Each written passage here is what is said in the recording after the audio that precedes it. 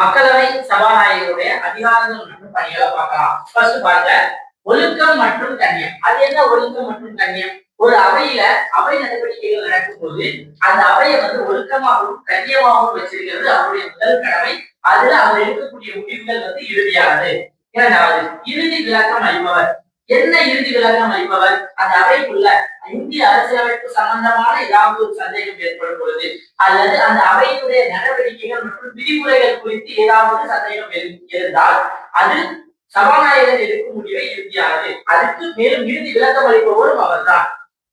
ஒத்திவைப்பு மற்றும் நீக்கம். அவையில குறைந்தபட்ச உறுப்பினர்கள் இல்லாத போது அந்த அவையை சிறிது காலம் ஒத்தி வைக்கலாம் அல்லது குறிப்பிட்ட காலத்திற்கு அது நீக்கம் பண்ணலாம். அந்த அதிகாரம் படைத்தவர் யார் அப்படின்னா மக்களவை சபாநாயகர். அதுக்கு முதல் முறை ஓட்டு இல்லை. ஏதாவது ஒரு மசோதா தாக்கல் பண்ணும் போது இவர் என்ன பண்ண முடியாது அப்படின்னா முதல் முறையா ஓட்டு போட முடியாது. எல்லா உறுப்பினர்களும் முதல் முறையா ஓட்டு போடுவாங்க. அந்த மசோதா திடீர்னு என்ன ஆகுதுன்னா கையாகுது. இரண்டு சைடும் ஓட்டுகள் சமமாகும் போது யாருக்கு வாக்களிக்க வேண்டும் என்பதை இவர் முடிவு செய்வதால் இவருக்கு முதல் முறை ஓட்டு கிடையாது. இவருடைய ஓட்டுக்கு பேர் என்ன சொல்லுவாங்க அப்படின்னா நடிப்பு வாக்கு அல்லது கேஸ்டிங் ஓட்டு அப்படின்னு சொல்லுவாங்க. கூட்டு அமர்வு. நாடாளுமன்றத்தில் இரு அவைகளும் கூடும் போது அந்த கூட்டு அமர்விற்கு தலைமை தாங்குபவர் யார் என்றால் மக்களவை சபாநாயகர். ஆனால் கூட்டத்திற்கு அழைப்பு விடுப்பவர் இந்தியாவினுடைய குடியரசுத் தலைவர். ரகசிய கூட்டம். மக்களவையினுடைய தலைவர் முக்கியமா யாரு அப்படின்னா பிரதமர். மக்களவை சபாநாயகர் கிட்ட எனக்கு ஒரு ரகசியமா ஒரு கூட்டம் நடக்குது அப்படின்னு சொன்னா கண்டிப்பா இவரா என்ன பண்ணுவார் அப்படின்னா நடத்துவாரு. இந்த கூட்டத்துல யாரு கலந்துக்கணும் யாரு கலந்துக்க கூடாது அப்படின்னு முடிவு பண்ணக்கூடியது அவர்தான். யாராவது இவருடைய அழைப்பு இல்லாம கலந்துக்கிட்டாங்க அப்படின்னா அவை காவலர்கள் மூலமா அவரை வெளியேற்றும் உரிமை பெற்றவர் இவர் தான். அடுத்து பண மசோதா. ஒரு மசோதா பண மசோதாவா இல்ல சாதாரண மசோதாவா அப்படின்னு முடிவெடுக்கும் அதிகாரம் பெற்றவர் இவர் தான்.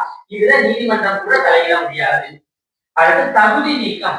உறுப்பினர்களை தகுதி நீக்கம் பண்ணலாம். முக்கியமா பாத்துக்கிட்டீங்க அப்படின்னா கட்சி தாவல் தடை சட்டம். ஆனா 1992 உச்ச நீதிமன்றம் என்ன சொல்லிட்டாங்க அப்படின்னா மக்களவை சபாநாயகர் எடுக்கும் முடிவு நீதிமன்றத்தின் மறு ஆய்விற்கு உட்பட்டது அப்படின்னு சொல்லிட்டாங்க.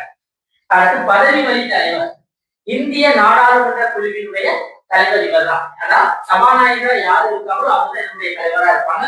அதனால எக்ஸ் அபிஷியல் சேர்மன் அப்படின்னு சொல்லுவாங்க. இவங்க யாருன்னா உலக அளவில் நடக்கக்கூடிய பாராளுமன்ற கூட்டத்தில் இவர் தான் என்ன பண்ணுவாருன்னா இந்தியாவை வழி நடத்திட்டு போவாரு.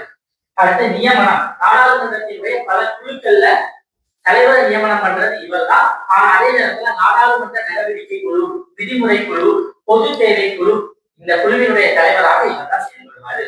இதுதான் இவருடைய அதிகாரங்கள்.